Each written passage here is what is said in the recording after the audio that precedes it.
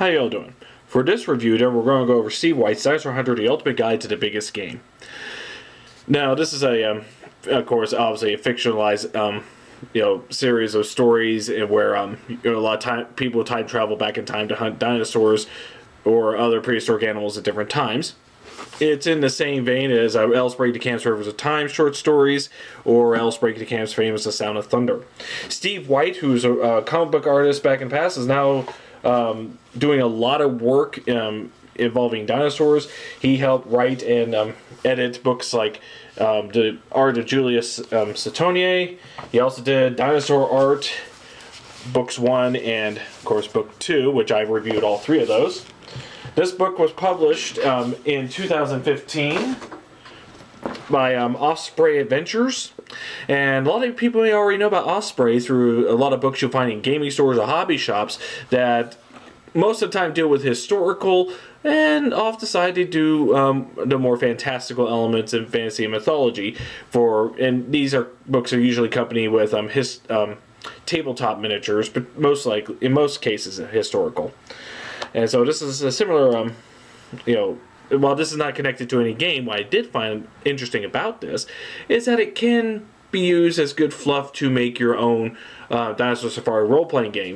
Got all the, tells what all goes into it, talks about different, time travel settings, and talks about equipment. So, again, without giving rules, does give good fluff and give you good material.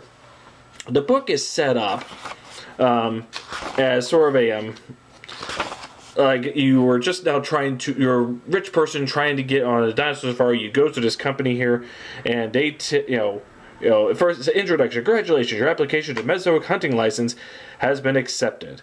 And it talks about what all you will go through, what happens. Hunting in the Mesozoic is extremely dangerous. It gave that message. Let's see. They tell you all your equipment. All different type of guns, all different types of basic equipment: bush hat, goggles, gloves, strobes, infrared and white light, flares, insect hood, insect repellent, first aid kit, head-mounted camera, MREs, as well as the organization. They talk about people who are on these safaris. They have, drone surveillance is one for emergency evacs and, for medical assistance, and others to look after them to spot any dinosaurs nearby and assist if necessary if things get too extreme. They talk about the rules of engagements.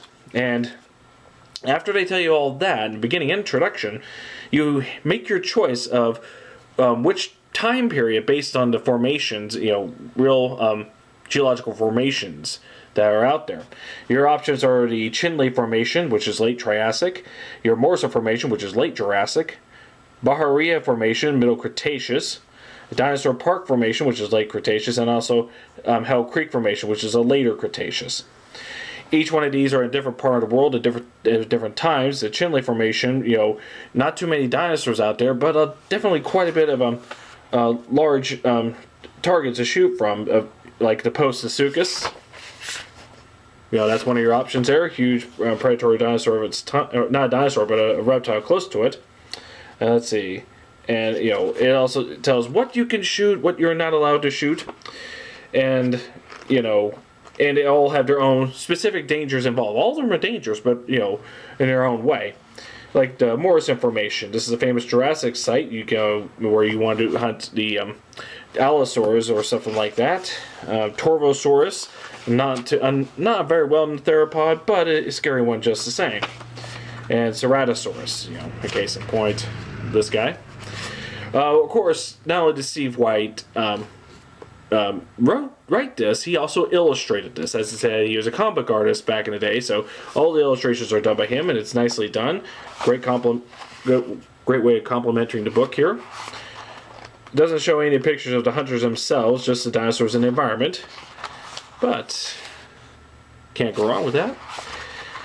And after each section where they talk about the environment, the flora and the fauna, what you're allowed to hunt, and what else you can find, at the end of it is attached a short story about usually hunters and the problems they get involved in these sections and how. And of course, I think it kind of gets repetitive in the fact that there's always a tragedy in the end. Someone gets killed or severely damaged. Yeah, I hate to spoil it, but what do you expect? You know, as cool as the idea of hunting dinosaurs, there isn't so many ways to really tell the stories here.